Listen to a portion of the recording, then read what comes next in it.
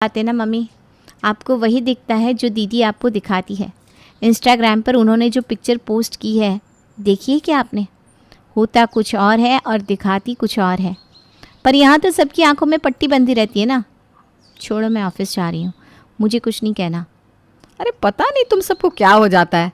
एक एक करण जो शादी को ही राजी होने को तैयार नहीं, और एक तू। अब किसी भी लड़की से शादी कर लो क्या मम्मी? लड़की भी तो उस लायक हो। तेरी साक्षी दीदी को दिखाई थी मैंने पायल की फ़ोटो। उसने कहा लड़की एक नंबर है, सीधी सादी लड़की है, ज़्यादा पढ़ी लिखी भी नहीं है, तो घर अच्छे से संभाल देगी।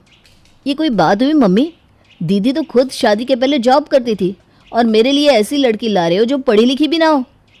इसी तरह कुछ महीने और करण के लिए लड़की की तलाश जारी रहती है और उसमें बड़प्पन दिखाने साक्षी अपने मायके आ जाती है। अपने सुपुत्र से कह दीजिए ममता जी, अब ये 2 लड़कियां, इनमें से किसी एक को हाँ कर दे, वरना अब मैं और रिश्ते नहीं देखूंगा। इनके लिए हूर की परियां आएंगी क्या? करण, क्यों पापा को परेशान करते हो? मुझे तो जो एक लड़का दिखाया गया था मैंने उसी में हाँ कर दी। जिससे शादी करनी होती है ना, वो इतने ड्रामे नहीं करते। चल जल्दी जल्दी हाँ कर, फिर पीहू का भी नंबर है।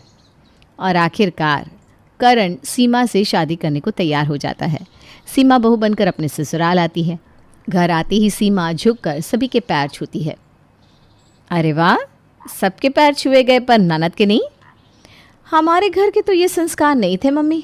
खैर मुझे क्या, मुझे कौन सा यहाँ रहना है। मैं तो बस शादी की रस्मों के लिए 2 दिन के लिए यहाँ आई थी।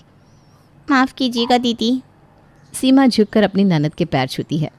अब क्या, संभालो अपना घर, मैं चलती हूँ मेरे ससुराल। वो क्या है ना मम्मी, वहाँ मेरे बिना कोई कुछ संभाल नहीं पाता। सीमा अपने ससुराल में एडजस्ट हो ही रही थी कि साक्षी फिर अपने मायके आती है और आते ही अपनी माँ के कान भरने शुरू कर देती है। अरे मम्मी, ये सीमा रोज़ 8:30 बजे उठती है क्या? वो क्या है ना बेटा, तेरे पापा को 11 बजे तक दुकान जाना होता है, प्रेम भी देर से निकलता है, पीहू तो अपना टिफ़िन खुद ही बना लेती है, तो मैंने भी सीमा पर कोई प्रेशर नहीं डाला। वो कभी भी उठे, हमें तो अपना काम होने से मतलब है। ठीक है मम्मी, मेरी शादी होते ही लग रहा है पूरे घर की काया पलट हो गई है। मुझे तो 7 बजे से ज़्यादा तुम लोग सोने ही नहीं देते थे। कहते थे लेट तक सोओगी तो कैसे शादी होगी। पर सही किया मम्मी, तुमने मुझे जल्दी उठने की आदत लगाई तो मेरा ही भला हुआ। मेरे ससुराल में तो लोग 6 बजे तक उठकर नाश्ते के लिए भी बैठ जाते हैं। कुछ देर बाद सभी नहा धोकर तैयार होते हैं। रसोई से बाहर सीमा ट्राउज़र और टी-शर्ट में आती है और सभी को खाना परोसती है। ट्राउज़र्स में अपनी भाभी को देखकर साक्षी बोल पड़ती है। भाभी को अपनी शर्ट और ट्राउज़र पहनने को अलाउ कर दिया? पापा, हमें तो आप शॉर्ट कुर्ती भी नहीं पहने देते थे। हमारे साथ कुछ गलत हुआ है, इसका मतलब ये नहीं ना दी कि सबके साथ ही गलत हो। वैसे भी इन कपड़ों में बुराई क्या है? बुराई तो क्लब जाने में भी नहीं है, तो मतलब क्या हम क्लब जाना शुरू कर दें? खैर मुझे क्या, मम्मी आपका घर है, आपकी बहू है, आप समझिए। मेरा नाश्ता हो गया है मम्मी, मैं निकलती हूँ, आज मेरी बहुत इंपॉर्टेंट मीटिंग है।